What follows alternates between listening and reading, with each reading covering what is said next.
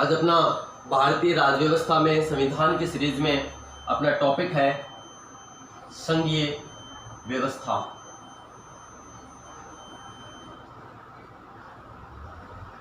इस टॉपिक में अपन पढ़ेंगे कि भारत में भारतीय संविधान में संघात्मक लक्षणों की तो क्या विशेषताएं हैं और एकात्मक लक्षणों की क्या विशेषताएं हैं। पहले अपन बात करें थी संघात्मक लक्षणों की, तो संघात्मक का तात्पर्य होता है कि केंद्र और राज्य में यदि शक्तियां बराबर रूप से बटी होती है, केंद्र और राज्य में शक्तियों का विभाजन समान रूप से होता है, तो इसे कहा जाता है संघीय व्यवस्था। और एकात्मक व्यवस्था में क्या होता है कि सारी शक्तियां केंद्र में ही निहित होती है, केंद्र ही डिसीजन लेता है, केंद्र ही निर्णय लेता है, अंतिम निर्णय केंद्र लेता है, राज्यों के पास कोई अधिकार नहीं होते हैं, यानी कानून भी राज्यों के लिए केंद्र ही बनाता है। यह है एकात्मक व्यवस्था, यह होती है संघात्मक व्यवस्था। संघात्मक के सबसे बड़ी एग्जाम्पल्स की अगर बात करें तो कनाडा, यूएसए, यहाँ पर संघात्मक व्यवस्था है, यहाँ पर राज्यों को भी बहुत पावर दी गई है। यही कारण है कि अमेरिकी संविधान में केवल 7 ही अनुच्छेद हैं। भारत क्योंकि उनके अलग से उन राज्यों के भी संविधान है, तो राज्यों के संविधान है, केंद्र के संविधान है, यानी दोहरी संविधान की व्यवस्था की गई है। तो केंद्र और राज्यों में शक्तियों का बराबर बंटवारा किया जाए, ऐसी व्यवस्था संघात्मक व्यवस्था कहलाती है।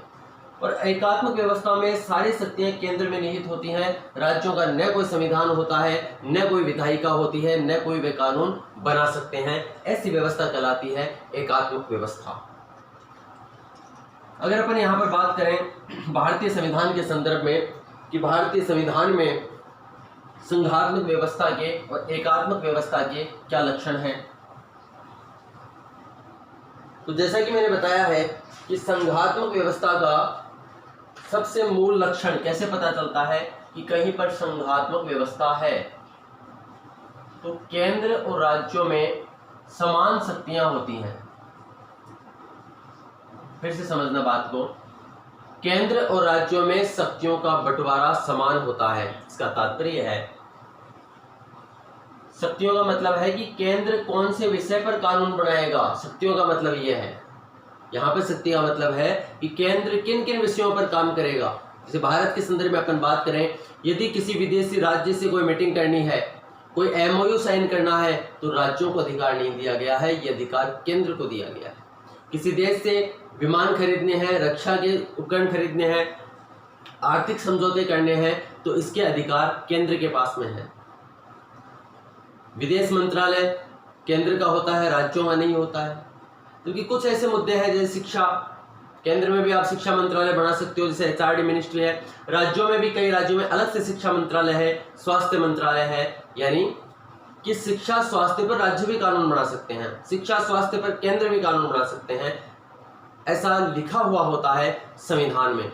इसलिए संघात्मक व्यवस्था की क्या क्या विशेषता हो गई, यदि केंद्र और राज्यों में शक्तियों का बंटवारा है तो ये कैसे पता चलेगा। तो पहली विशेषता है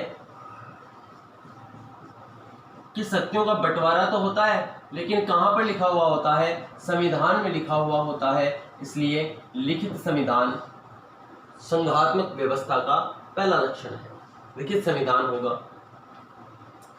इस लिखित संविधान में शक्तियों के बंटवारे के बारे में बताया जाता है, शक्तियों का विभाजन। यहाँ पर आप बात करें, भारतीय संविधान दुनिया का सबसे बड़ा लिखित संविधान है। उसका एक कारण यह है कि बहुत ही बड़ा क्षेत्रफल है। इतने बड़े क्षेत्रफल वाला, इतनी बड़ी जनसंख्या का प्रतिनिधित्व करने वाला दुनिया का सबसे बड़ा लोकतांत्रिक देश है। राज्यों का अलग से संविधान नहीं है, केवल एक ही संविधान है केंद्र का, इसलिए विस्तृत संविधान है, बहुत ही बड़ा संविधान है, दुनिया का सबसे बड़ा संविधान है, जिसमें 22 भाग, 395 अनुच्छेद, 12 अनुसूचियां और इनके अलावा एक प्रस्तावना भी है। शक्तियों के विभाजन की बात करें तो कहां किया गया है, तो संविधान में एक अनुसूची है, 7वीं अनुसूची। एक एक विशेषता को अपन डिटेल में समझेंगे। संविधान में अनुसूची है 7वीं अनुसूची। 7वीं अनुसूची में 3 सूचियां बनाई गई हैं। 3 सूचियां हैं, संघ सूची, राज्य सूची और तीसरा है समवर्ती सूची। इस तरीके से शक्तियों का बंटवारा किया गया है।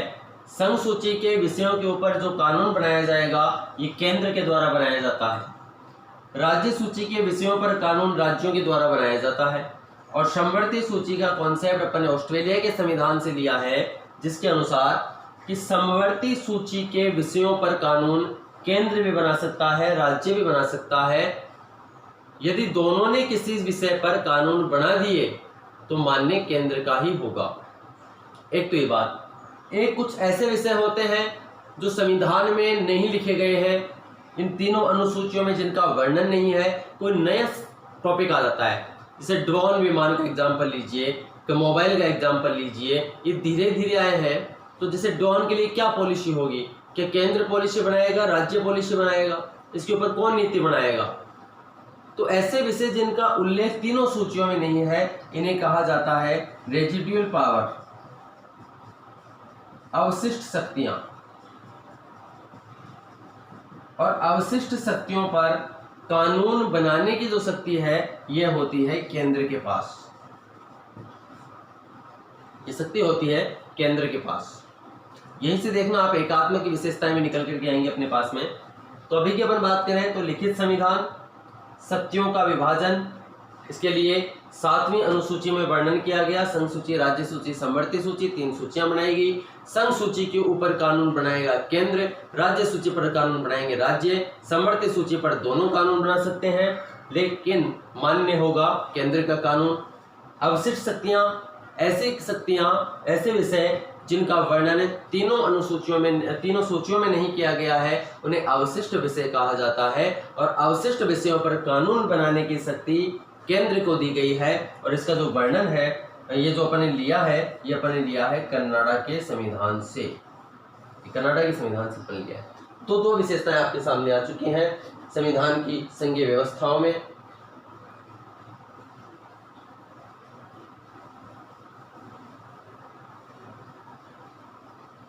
अब 2 शक्तियां हैं, तो यानी केंद्र और राज्य, यानी जो शासन प्रणाली है, ये द्वैध राज पद्धति बोल सकते हैं इसको। भाई संघीय व्यवस्था तो बनानी ही तब है जब केंद्र और राज्य होंगे। यदि केवल केंद्र की ही व्यवस्था है तो संघीय व्यवस्था की जरूरत ही नहीं है। तो द्वैध राज पद्धति होती है, 2 शासन की प्रणालियां होती हैं। आप देखिए, शासन का मतलब ये सरकार है, तो सरकार के पास में 3 अंग होने चाहिए, 3 कार्य करती है सरकार। और ये जो संस्थाएं हैं इनको कहा जाता है कार्यपालिका, विधायिका, से व्यवस्थापिका भी कहते हैं। और अलग अलग देशों में इनके अलग अलग नाम हैं। यह है न्यायपालिका। देखिएगा कैसे 2 शासन की प्रणालियां हैं। विधायिका का कार्य होता है कानून बनाना, विधि निर्माण। विधायिका का कार्य है विधि निर्माण। अब भारत में अपन बात करें तो जो संघ सरकार की विधायिका है उसे तो कहा जाता है संसद, उसे कहा जाता है संसद। और राज्य सरकार की जो विधायिका है इसे कहा जाता है राज्य विधान मंडल। अब संसद में आप देखेंगे तो लोकसभा, राज्यसभा, राष्ट्रपति से मिलकर के संसद बनती है। राज्यों में लोकसभा के जैसा सदन है विधानसभा, राज्यसभा की तरह है राज्य विधान परिषद, और राज्य राष्ट्रपति की तरह है राज्यपाल। यानी पैरेलल शासन पद्धतियां काम कर रही हैं, राज पद्धति हैं वो पैरेलल काम कर रही हैं। वहां पर विधायिका है, केंद्र में विधायिका है, तो राज्य में भी विधायिका है। केंद्र में कार्यपालिका है जिसका कार्य होता है बने हुए कानूनों को लागू करना। अब केंद्र की जो कार्यपालिका है, संघ सरकार की कार्यपालिका है, उसमें देखिए संविधान का प्रमुख है राष्ट्रपति। अंतिम वीडियो में अपन डिस्कशन किया था कि संविधान का प्रमुख राष्ट्रपति है और प्रधानमंत्री में वास्तविक शक्तियां निहित होती है कार्यपालिका की। उसका कारण यह है कि भारत में संसदीय प्रणाली को अपनाया गया है, न कि अध्यक्षात्मक प्रणाली को। अब संसदीय प्रणाली को अपनाया गया है तो वहां पर भी 2 सरकारें हैं, यहाँ भी 2 सरकार होंगी। यहाँ पर राज्य के संविधान का प्रमुख होता है राज्यपाल, केंद्र के संविधान का प्रमुख होगा राष्ट्रपति। तो राष्ट्रपति की तरह राज्यपाल, प्रधानमंत्री की तरह यहाँ पर मुख्यमंत्री। कार्यपालिका में कौन कौन शामिल? राष्ट्रपति, राज्यपाल। फिर अपन बात करें मंत्रिपरिषद, तो मंत्रिपरिषद राज्यों में भी होती है, राज्यों की मंत्रिपरिषद। वहां पर पद है महान्यायवादी कार्यपालिका में, तो महान्यायवादी की तरह राज्यों में पद होता है महाधिवक्ता, महाधिवक्ता पद होता है। तो इसलिए कहा जाता है कि भारत में द्वैध राज पद्धति को अपनाया गया है।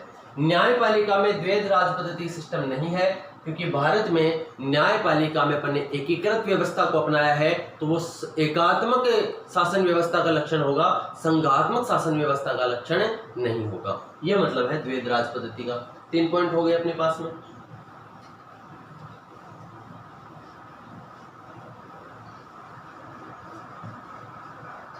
नेक्स्ट पॉइंट की अपन बात करते हैं। तो नेक्स्ट पॉइंट है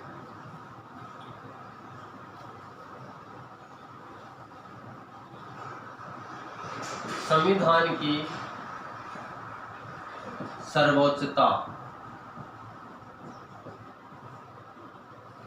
संविधान की सर्वोच्चता। संविधान सर्वोच्च है। संविधान में लिखी हुई बातों के अंतर्गत, लिखे हुए कानून, नियम, विधियों के अंतर्गत स्वयं सरकारें आती है। कार्यपालिका, विधायिका, न्यायपालिका संविधान के अनुसार कार्य करेंगी। यहाँ के जो नागरिक है, जनता है, वह भी संविधान के अनुसार कार्य करेंगे। यह है संविधान की सर्वोच्चता। संविधान सर्वोच्च है। अब ऐसा संघीय व्यवस्था का लक्षण क्यों है? आप ये भी तो पूछ सकते हैं एकात्मकता का लक्षण क्यों नहीं है। एक क्वेश्चन आ जाए RS मेंस जैसी एग्जाम्स में, IS मेंस जैसी एग्जाम में कि संविधान, भारत में संविधान की सर्वोच्चता है, स्पष्ट कीजिए। या भारत में संविधान की सर्वोच्चता है, इस संघात्मकता का लक्षण है, स्पष्ट कीजिए, विवेचना कीजिए। तो जो पॉइंट आएंगे वो ये आएंगे कि भारत में संघीय प्रणाली का लक्षण है, संविधान सर्वोच्च है। जैसे ब्रिटेन में एकात्मक प्रणाली है, ब्रिटेन एकात्मक प्रणाली का सबसे बढ़िया एग्जाम्पल है। वहाँ पर संविधान सर्वोच्च नहीं होती है, वहाँ पे संसद की सर्वोच्चता होती है। इसलिए एक विचारक हुआ था डिलो में ये कहता है कि ब्रिटिश संसद सर्वोपरि है। ब्रिटिश संसद कोई भी कानून, विधि, नियम बना सकती है, केवल वह स्त्री को पुरुष और पुरुष को स्त्री नहीं बना सकती, इसके अलावा सारे कार्य कर सकती है। तो भारत में संविधान की सर्वोच्चता है। यानी अब ऐसा इसलिए किया गया है, यदि संविधान की सर्वोच्चता को नहीं माना जाएगा तो केंद्र और राज्य किस बिहाफ पर कार्य करेंगे, किस आधार पर कार्य करेंगे केंद्र और राज्य। अगर संविधान में लिखा हुआ नहीं होगा, लिखित संविधान नहीं होगा, तो राज्य क्यों मानेंगे किसी नियम को? केंद्र किसी भी नियम को बना करके थोप देगा। इसलिए लिखित संविधान होना चाहिए। अगर लिखित संविधान नहीं होगा, संविधान की सर्वोच्चता नहीं होगी, तो मान लीजिए आपने लिख भी दिया कि अनुसूची 7 बढ़ा दी और इसमें सत्यों का बंटवारा किया गया है, लेकिन क्या यदि लिखा संविधान की सर्वोच्चता नहीं होगी तो ये मानेंगे? यदि नहीं मानेंगे तो क्या प्रोविजन होंगे? कई बार अपन देखते हैं कि न्यायपालिका कार्यपालिका के कार्यों को भी करने लगी है, न्यायपालिका विधायिका के कार्यों में भी हस्तक्षेप करने लग गई है। तो ये सत्यों का, यदि वो लिखी हुई चीजें नहीं होंगी तो कैसे मतलब कार्य किया जाएगा, कैसे केंद्र राज्य में सामंजस्य बनेगा? फिर तो संघीय ढांचा रह ही नहीं पाएगा, स्थिर नहीं रह पाएगा, लंबे समय तक नहीं चल पाएगा। इसलिए भारत में संविधान की सर्वोच्चता को अपनाया गया है। अगले पॉइंट की अपन बात करें तो नेक्स्ट पॉइंट है कठोर संविधान। देखिए, कठोर संविधान संघात्मकता का लक्षण है, जबकि लचीला संविधान एकात्मकता का लक्षण है। कठोर संविधान संघात्मकता का लक्षण कैसे है, इस पे अपन बात करते हैं। कोई संविधान कठोर है या लचीला है, इसका पता कैसे चलता है? इसका पता चलता है संविधान संशोधन के कारण। संविधान संशोधन से इस बात का पता चलता है कि संविधान की प्रक्रिया कठोर है या लचीली है। यदि संविधान में संशोधन करने की प्रक्रिया कठोर है, टिपिकल टाइप से होता है, इसका मतलब संविधान कठोर है। संविधान में इजीली संशोधन हो जाता है, इसलिए संविधान कैसा है? लचीला है। अब इजी का मतलब यह है कि संविधान में यदि केवल संसद, भारतीय संविधान की बात करें, संविधान में संशोधन करने का अधिकार केवल संसद के पास में है। कोई भी प्रस्ताव यदि लाया जाता है, कोई भी विधेयक यदि लाया जाता है जिससे संविधान में संशोधन करना है, तो उसका अधिकार भारत में संसद को ही दिया गया है। राज्य की विधानसभा संविधान संशोधन नहीं कर सकती है। यदि संसद कोई प्रस्ताव लेकर के आती है और वह साधारण बहुमत से पारित कर देती है, अभी आप इतना ही समझिएगा, आगे मैं इन सभी चीजों को स्पष्ट करूंगा। यदि वह साधारण बहुमत से प्रस्ताव को पारित कर देती है तो आसान होगा उसके लिए कि संसद के दोनों सदनों के सदस्य अलग अलग अपने अपने सदन में आधे से एक सदस्य द्वारा प्रस्ताव को पारित कर दें, तो आसान होगा। इससे आसान प्रक्रिया नहीं हो सकती है। यह है साधारण बहुमत। यह तो है लचीली प्रक्रिया। जैसे सांसदों के जब वेतन भत्ते बढ़ते हैं तो अपने को पता ही नहीं चलता है। उसका कारण यह है कि उसकी प्रक्रिया साधारण बहुमत से हो जाती है। ऐसा संविधान में संशोधन जो वेतन से संबंधित है वो साधारण तरीके से हो जाता है। यदि संविधान संशोधन थोड़ा सा टिपिकल हो, वो हो जाएगा विशेष बहुमत। विशेष बहुमत में साधारण बहुमत तो कुछ शामिल है ही है, यानी आधे से ज्यादा सदस्यों की सहमति तो होनी चाहिए। दोनों सदनों में अलग अलग पारित होगा। लोकसभा में आधे से ज्यादा सदस्य पारित करें, राज्यसभा में आधे से ज्यादा सदस्य पारित करें, तो साधारण बहुमत तो शामिल है ही है विशेष बहुमत में। इसके अलावा प्रेजेंट और वोटर्स जो हैं, उपस्थित और मतदान करने वाले सदस्य हैं, उनका 2/3 सदस्य यदि इस प्रस्ताव को पारित कर दें तो वह कानून बन जाता है। ऐसे कानून है। तो संविधान में संशोधन की प्रक्रिया थोड़ी कठोर हो गई, कठिन हो गई। यहाँ तो केवल आधे से ज्यादा सदस्य चाहिए थे, यहाँ पर आपको 2/3 सदस्य चाहिए, तो एक बड़ी संख्या हो जाती है जो आधे से एक ज्यादा भी होनी चाहिए। दोनों कंडीशन लागू हो रही है। अब इसको और अपन थोड़ा टिपिकल बनाएं कि संसद तो पारित करे ही करे विशेष बहुमत से अपने प्रस्ताव को, और फिर देश के जो आधे से ज्यादा राज्य हैं वह भी इस पर सहमति दें। सहमति का मतलब उनकी जो विधानसभा है वो साधारण बहुमत से प्रस्ताव को पारित कर दे। जैसे जीएसटी को पहले तो संसद के दोनों सदनों से पारित करवाना पड़ा, फिर आधे से ज्यादा राज्यों की विधानसभा, उस समय देश में 29 तो स्टेट, अभी 28 हो गए, तो 29 तो विधानसभाएं, हर राज्य में एक विधानसभा है, और 2 ऐसे केंद्र शासित प्रदेश हैं, दिल्ली और पौंडीचेरी, जिनमें विधानसभाएं हैं, तो वे भी उनको पारित करें। यानी 31 का आधे से एक ज्यादा 16 राज्यों की विधानसभा यदि प्रस्ताव को पारित करें तब कानून बने। तो जीएसटी, आपको बताऊं, जीएसटी 2007-8 में आया हुआ विधेयक था जो कानून बना 10 वर्ष बाद जाकर के। बहुत ही लेट कानून बना। उसका कारण यह था कि प्रक्रिया क्या है? कठिन प्रक्रिया है, कठोर प्रक्रिया है। तो संविधान में कठोर प्रक्रिया होगी तो वह लक्षण है संघात्मक व्यवस्था का। और यदि संविधान में साधारण तरीके से ही संशोधन हो जाता है, जैसे कि ब्रिटेन के संविधान में, तो वह कहलाएगा लचीला संविधान। और लचीला संविधान विशेषता होती है एकात्मक संविधान की। आई होप दोनों चीजें क्लियर हो चुकी होंगी आपको। अब अपन आते हैं इस पॉइंट पे कि क्यों है। क्यों का मतलब यह है, यदि संघात्मक व्यवस्था आपने दे दी साहब राज्यों को, संविधान में संशोधन कर रहे हैं आप यानी संसद, तो राज्यों के पास में कहाँ अधिकार रहा? कि केंद्र सरकार के पास में अधिकार गया, फिर इसका मतलब तो। लेकिन यदि इसकी प्रक्रिया कठोर होगी तो राज्यों को भी इसमें अपने हितों को रखने का मौका मिलेगा, अपने हितों को रखने का अवसर मिलेगा। केंद्र सरकार गलत कानून नहीं बना सकती है। और यदि प्रक्रिया लचीली होगी जिसमें केवल संसद यानी केंद्र सरकार ही साधारण बहुमत से कानून बना लेगी, तो फिर कहाँ संघात्मक व्यवस्था की बात रही? वो तो एकात्मक की बात हो गई। जब पावर ही नहीं रही, राज्यों के पास में शक्ति ही नहीं रही, तो काहे का कानून? काय की संघात्मक व्यवस्था। इसलिए कठोर संविधान की व्यवस्था की गई है। भारत दोनों का मिश्रण है। भारत में कुछ संविधान संशोधन ऐसे हैं जो इस प्रक्रिया से होते हैं, साधारण बहुमत से, यानी इजीली हो जाते हैं। कुछ ऐसे हैं जो बड़े टिपिकल तरीके से होते हैं। तो भारत कठोर और लचीलेपन का मिश्रण है। कभी ना कभी ऐसे संविधान की विशेषता आपने पढ़ी होगी। तो कठोर और लचीले का मतलब यही है। आगे अपन बात करें,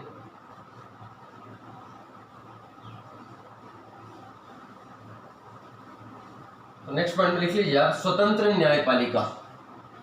स्वतंत्र न्यायपालिका, तो जो भी पॉइंट आप डाल लीजिएगा। भारत में स्वतंत्र न्यायपालिका को अपनाया गया है। स्वतंत्र न्यायपालिका की व्यवस्था को अपनाया गया है। एक अनुच्छेद है भारतीय संविधान में 50। ये कहता है कि भारत में कार्यपालिका का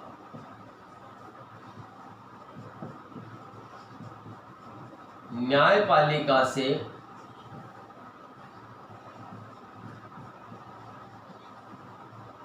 पृथक्करण, कार्यपालिका का न्यायपालिका से पृथक्करण।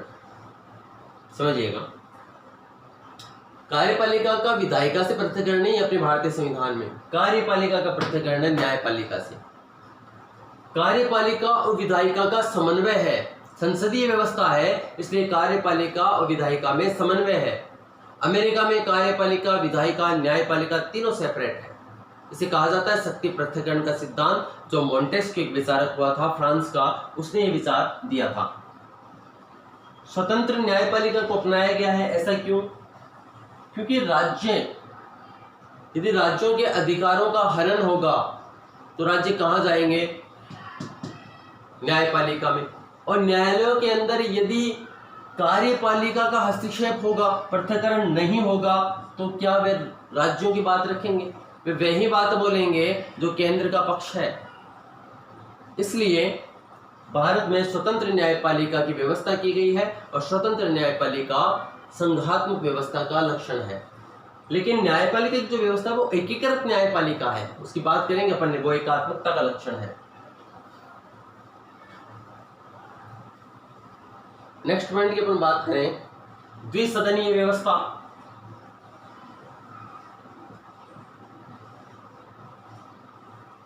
दुनिया के हर संघात्मक देश की विशेषता होती है कि उसमें 2 सदन होते हैं। एक सदन होगा जो देश की जनता का प्रतिनिधित्व करेगा, एक सदन होगा जो देश की जनता का प्रतिनिधित्व करता है, और दूसरा सदन होता है जो राज्यों का प्रतिनिधित्व करता है।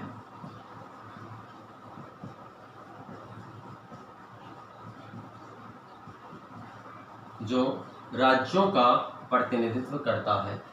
जनता का प्रतिनिधित्व करने वाले सदन को निम्न सदन कहा जाता है।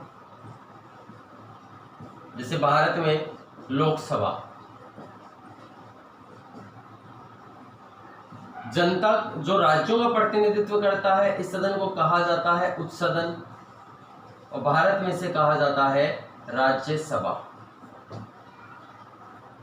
देखिए ऐसा क्यों होता है? एक सदन से भी तो काम चल सकता है, फिर 2 सदन की स्थापना करने की आवश्यकता कहां पड़ रही है? वो ये है कि राज्य के अंदर मान लीजिए सेंटर में मान लीजिए बीजेपी की गवर्नमेंट है, किसी राज्य में कांग्रेस की गवर्नमेंट आ गई, यानी राज्य की जनता कांग्रेस को वोट दिया, उसने कांग्रेस को चाह रही थी। वो इसका मतलब यह है कि राज्य की जनता कांग्रेस को चाह रही थी, जबकि देश में सरकार आई है बीजेपी की। अब यदि राज्यों का हित, जो कांग्रेस की विचारधारा अलग है, इसका मतलब वहां की जनता का बहुमत उस विचारधारा के साथ में है। उस विचारधारा पे कानून कैसे बनेगा? उस विचारधारा के ऊपर केंद्र में बात कैसे पहुंचेगी कि इस राज्य की ये डिमांड है? तो यहां पर इस तरीके का फॉर्मुलेशन किया गया है, इस तरीके का फॉर्मुलेशन है कि राज्य की विधानसभा के सदस्य मत देते हैं जब यहाँ पे निर्वाचन होता है उच्च सदन में, तो राज्य में जिसकी भी सरकार होती है उसी दल का सदस्य राज्य में पहुंचता है, ऐसी व्यवस्था है, ज़्यादातर ऐसी व्यवस्था है, यही होता है। तो इसका मतलब है कि राज्य का प्रतिनिधित्व किया जा रहा है उच्च सदन में। अब केवल एक ही सदन बना दें। अब राज्य के अंदर कांग्रेस गवर्नमेंट, मान लो ये सदन है ही नहीं, केंद्र में बीजेपी की गवर्नमेंट, तो राज्य की बात को केंद्र के पास कैसे पहुंचेगी? क्योंकि वहां पे जो सदस्य बैठे हैं, यहाँ पे बहुमत बीजेपी का है, यहाँ पे उसके 350 सीट लेकर के बैठी हुई है, तो यहाँ पर जनता की बात पहुंचेगी नहीं। राज्य के जो प्रतिनिधित्व है उनकी बात पहुंच, राज्य की जो जनता है उनकी बात पहुंच ही नहीं पाएगी। तो कि इस सदन में, और इस सदन को स्थायी सदन भी कहा जाता है, ये कभी भंग नहीं होता है। उसका कारण भी यह है कि हमेशा बना रहता है कि राज्य के हितों का उल्लंघन नहीं हो, राज्य के हितों पर कोई कुप्रभाव नहीं हो, इसलिए ये कभी भंग भी नहीं होता है। ये स्थायी सदन है। आई होप ये क्लियर होगा। तो ये संविधान के संघात्मक व्यवस्था के लक्षणों की बात थी जो भारतीय संविधान में एक्सेप्ट की गई है। नेक्स्ट वीडियो में आपको बताऊंगा कि भारतीय संविधान में एकात्मक व्यवस्था के कौन से लक्षण हैं। जैसे आप जानते हैं कि भारत में जब अपन संविधान की विशेषताओं में लिखते हैं तो कभी ना कभी आपने पढ़ा होगा कि संघात्मक और एकात्मक व्यवस्थाओं का सम्मिश्रण है। भारतीय संविधान में संघात्मक व्यवस्थाओं को भी स्वीकार किया गया है, एकात्मक व्यवस्था के भी लक्षण लिए गए हैं, देश की परिस्थिति के अनुसार उन्हें अपनाया गया है। और यही कारण है कि देश में आज 70 साल के बाद में भी संविधान के ऊपर से विश्वास नहीं हटा है लोगों का। जबकि भारत के साथ में बहुत सारे देश आज़ाद हुए थे, लेकिन वहाँ की यदि अपन बात करें, कहीं पर सैनिक शासन है, कहीं पर राजतंत्र है, कहीं पर 10-10 बार संविधान बन गया है, लेकिन कहीं स्थायित्व नहीं आ पाया। भारतीय संविधान में स्थायित्व का यही कारण है। दूसरा कारण था कि जो आलोचना की जाती है कि भारतीय संविधान वकीलों का स्वर्ग है, यह आलोचना में लिखा जाता है, लेकिन वो वकीलों का स्वर्ग था, वकील थे, इसलिए उसकी भाषा इस तरीके से बनाई गई, उसकी भाषा शैली इस तरीके से थी कि न्यायपालिका के लिए उसे समझ पाना आसान होता है, उसे व्याख्या देना आसान होता है। और संविधान का टीका होने का भी एक बड़ा कारण है कि वकीलों का स्वर्ग था। बहुत सारे वकील थे संविधान सभा में जिन्होंने एक एक बात को तोल मोल करके बहुत ही स्पष्ट तरीके से लिखा। Lot of thanks for discussion. Next video में अपन बात करेंगे भारतीय संविधान के एकात्मक लक्षणों के बारे में।